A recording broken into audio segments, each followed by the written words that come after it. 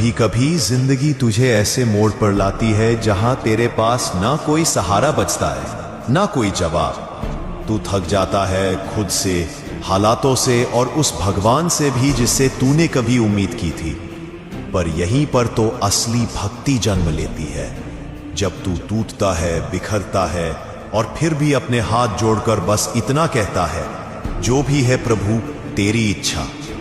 यही वो क्षण होता है जब शिव तुझे थामते हैं। महादेव कभी भी ताकतवरों की भीड़ में नहीं आते, वो वहां आते हैं जहां कोई टूटा बैठा हो, शांत, अकेला पर उम्मीद से भरा।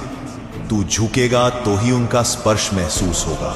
इस टूटन में ही वो तपस्या छिपी है जो तुझे नया बना रही है। और ये झुकना कोई हार नहीं, ये तो तेरी आत्मा का शिव के सामने समर्पण है।